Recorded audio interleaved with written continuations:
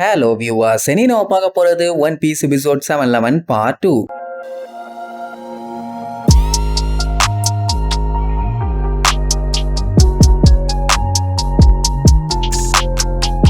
Open பண்ணா அந்த பெலமியை தான் காட்டுறாங்க. அவன் இன்னுமே செவுத்துக்கு அங்க இங்க அங்கன்னு ஜம்ப் பண்ணிக்கிட்டே தான் இருக்கான். லூஃபி கன்ஃபார்மே பண்ணிட்டான் இந்த மூளை கட்டவனுக்கு மூளை மழுகி போச்சுன்னு. பட் அவன் பேசுறாங்கிறதுக்காக ஒரு ஃப்ரெண்டு கிட்ட தேவையில்லாம சண்டை போட முடியாதுல்ல. அதனால உங்ககிட்ட சண்டை போட எந்த ஒரு ரீசனுமே இல்லடா மாங்கா மாட்டியான்னு சொன்னா அவனுமே பேந்த முழிப்பான். ஆமா இல்ல, நமக்கும் இவனுக்கும் சண்டை போட என்ன ரீசன் இருக்குன்னு பார்ல நம்ம ஆளுக ஸ்கைலாண்ட விசாரிக்க வந்த போது வம்பு இழுத்து அடின்னு போட்டு அடிச்சு துவச்சு எடுத்தானே. அந்த டைம் நம்ம ஆளுக ரிட்டர்ன் அடிக்கவே இல்லை. அதெல்லாம் ஒரு ரீசனா எடுத்து லூஃபி கோவப்படலாம். ஆனா அவன் அதை பெரிய விஷயமா எடுத்துக்கவே இல்லை. அதனால பெலமி என்ன பண்ணிட்டான், நீ பெரிய ரீசனா எடுத்துக்கிறியோ இல்லையோ எனக்கு அதை பத்தி எல்லாம் கவலை இல்ல மேன், நீ அதே இடத்துல அப்படியே அங்கே நில்லு, உன்னை நான் ஸ்பாட்லயே பாடி பண்ணிடுறேன்னு அப்படியே மின்னல் வேகத்துல பாஞ்சு வந்து ஆர்மமெண்ட் ஹாக்கி பவர் யூஸ் பண்ணி அவன் கைய பயங்கர ஸ்ட்ராங்கா மாத்தி ஓங்கி வயிற்றுல ஒரு குத்து வைப்பான். நல்ல வேலை அந்த டைம் நம்ம போயிலும் ஹாக்கி பவர் யூஸ் பண்ணி அவன் வயிற ஸ்ட்ராங் ஆகிட்டான். ஆனா சும்மா சொல்லக்கூடாது, அடி நல்லா நச்சுன்னு விழுந்துருச்சு. லூஃபிக்கு தான் அப்சர்வேஷன் ஹாக்கி பவர் இருக்குது இல்ல, அவன் அட்டாக் பண்ண வரான்னா கண்டிப்பா அவனுக்கு முன்னாடியே தெரிஞ்சிருக்கும். திருப்பி அடிக்க வேண்டாம், ஆனா எஸ்கேப் ஆயிருக்கலாமே.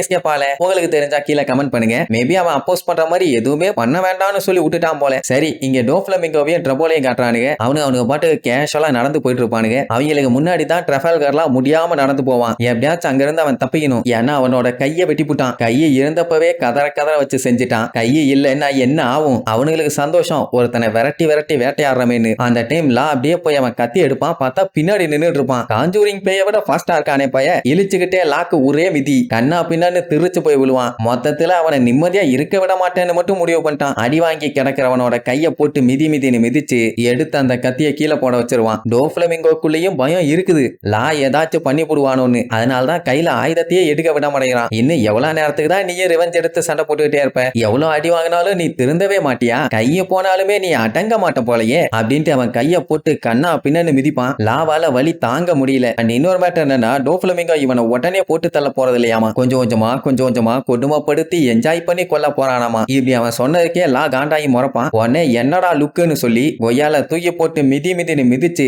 அப்படியே பறந்து போறவனை மறுபடியும் ட்ரபோல புடிச்சு தரையில போட்டு அடிச்சு அவனை கொடுமைப்படுத்திட்டு இருப்பானுங்க. அப்ப கூட லா கெத்தா எந்திரிச்சு, நான் ஆரம்பத்துல இருந்தே ஒரு கை இல்ல 2 கையுமே தானம் பண்ண ரெடியா தான்டா வந்தேன், எனக்கு ஒரு கையே போதும் உன்னைய போட்டு தள்ளன்னு சொல்லி காட்டுத்தனமா வந்து அட்டாக் பண்ணுவான். ஒரு அட்டாக்கும் படாது. எப்படி போடும்? 2 கையை வச்சு சண்டை போடும் போதே ஒண்ணும் பண்ண முடியல. ஒத்த கையை வச்சுக்கிட்டு எந்த ஒரு எனர்ஜியும் இல்லாம அவனை போட்டு தள்ளிடலாமா? வயிற்றுல ஒரு வெட்டு போடுவானா? முட்டியாம உட்கார்ந்துட்டு இருக்கும் போது டோஃப்ளமிங்கோ அவ்வளவுதான், இவன் காலின்னு சொல்லி பக்கத்துல வரும்போது காலை அமைக்கி பிடிச்சி கவுண்டர் ஷாக்குன்னு சொல்லி ஷாக் எடுத்து வயிற்றுலயே ஒரு அடி. இதுக்கு முன்னாடி ட்ரை பண்ணி ஒர்க் அவுட் ஆல, ஆனா இந்த டைம்ல அடிச்சிட்டான். அட்லீஸ்ட் கொஞ்சமாச்சு கேராகி விழுவான்னு பார்த்தா அதெல்லாம் இல்ல. நல்லா அடிச்சடாக்கண்டா, ஆனா என்கிட்ட இது வேலைக்கு ஆகாதுன்னு லாவை தூக்கி போட்டு அவன் உடம்புல 5 ஸ்டிங்க டைரக்டா இறக்குவான். அவ்வளவுதான், லாவால சுத்தமா முடியல. டோஃப்ளமிங்கோ பையன் வயிற்றுல 10 பேக்ஸ் வச்சிருக்கான். நமக்கெல்லாம் 4 வைக்கிறதுக்குள்ளேயே நாக்கு தள்ளி போச்சு, இதுல 10. அவ்வளவுதான், லாவால இனிமேட்டு முடியுமான்னு தெரியல. உன்னையும் கோரோசோன் கிட்டயே அனுப்பி வைக்கிறேன்னு போட்டு தள்ள முடிவே பண்ணிட்டான். இங்க லூஃபி வேற பெலமி கிட்ட கண்டமேனிக்கு அடி வாங்கிட்டு இருக்கான். ஒண்ணு அந்த மூதேவிய லெப்ட்ல 4 போடு போட்டுட்டு அன்கான்சியஸ் ஆக்கிட்டாச்சு மேல வந்து அவன் கூட சண்டை போடலாம். தேவையில்லாம அவங்கிட்ட போய் பேசி டைம் வேஸ்ட் பண்ணிட்டு இருக்கிறதுனால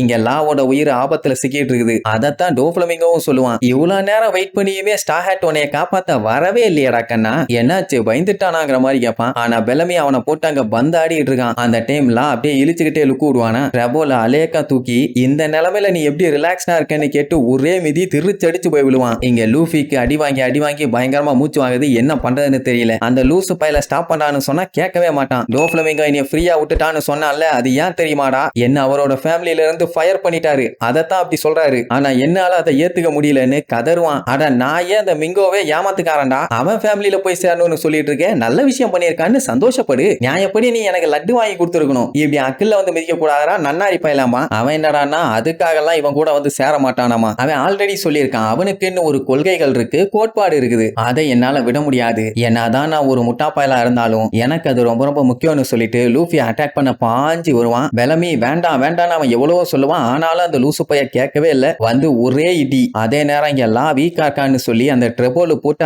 அடின்னு அடிச்சு பொழந்துகிட்டு இருக்கான். வீக்கா இருக்கவன் கிடைச்சானா நல்லா பூந்து விளையாடுவானுங்க. லாவை சுத்தி ஒரே ஒரே நெருப்பு. அவனால சுத்தமா முடியல. என்னப்பா இவன் எவ்வளவு அடிச்சாலும் தாக்குறான், எப்ப தாண்டாலாம் நீ கிவ் அப் பண்ணுவ, எனக்கு மூக்கு வேற ஒழுகுதுன்னு கவலை. டோஃப்ளமிங்கோ இதுக்கு மேல நீ உயிரோட இருக்காத, இதோட செத்துருமா. இதத்தான் அவன் ஆக்சுவலா 3 மணி நேரமா சொல்லிட்டு இருக்கான். இன்னும் அவனை போட்டு தள்ள மாடல. அப்படி அங்க கட் பண்ணி கிளாடியஸ காட்டுறாங்க. அவங்கிட்ட நம்ம கேவன்டிஷ் வம்புக்கு போறான். என்னடா தரையில உட்கார்ந்து தட்டிட்டு இருக்க, நான் எப்பவுமே விக்டரிக்கு பக்கத்துல நின்னு கை கொடுத்துட்டு வரவேன், அதனால என்கிட்ட சண்டைக்கு வந்து நீ தோக்கணுமா, சண்டை ரெடியா. இந்த ராஜாதி ராஜகுமாரங்கிட்ட மோதனா அவன் பாடியில கை இருக்கும், கால் இருக்கும், மூக்கு இருக்கும், மொழி இருக்கும், ஏன் மண்டையில முடி கூட இருக்கும், ஆனா உயிர் இருக்காது அப்படின்ட்டு ஓவரா பில்டப் பண்ண உடனே இவன் பேசியே சாவடிச்சிருவான் போல. அதுக்கு முன்னாடி நம்ம இவனை சாவடிக்கணும்னு அந்த இடத்தை பெருசா ஊத வச்சிருவான். ஆஹா இத்தா தண்டி ஆக்குறானே, வெடிச்சான்னா என்ன ஆகும்னு சொல்லி அவன் ஆளுகளே அடிச்சு புரண்டு ஓடுவானுங்க. ஏன்னா அந்த இடமே வீங்கிக்கிட்டே போகும். ஊரே சேர்ந்து ஊம குத்தா குத்துனா எப்படி வீங்கும், அந்த அளவுக்கு வீங்குது. என்ன நடக்குது இங்க, அவசரப்பட்டு வாய விட்டோம்னு கேவன்டிஷே பேந்த முழிப்பான். ஏன்னா அந்த இடத்தை சுத்தி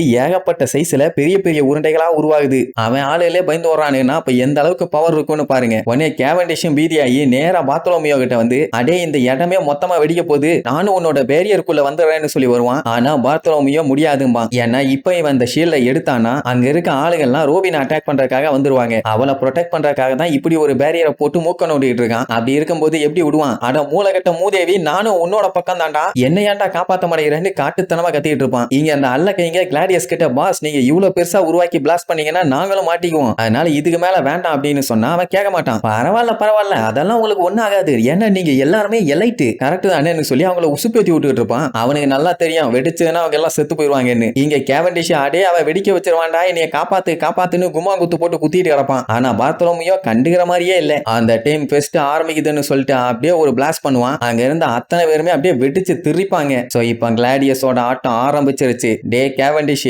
போயிட்டு வாடா கண்ணா, நீ இதுக்கப்புறம் வண்டியா பேசிக்கிட்டு என்கிட்ட வருவ, இந்நேரம் வாயே கிழிஞ்சிருக்கும். அவ்வளவுதான், நெக்ஸ்ட் எபிசோட்ல மீட் பண்ணலாம். டாடா. Yeah!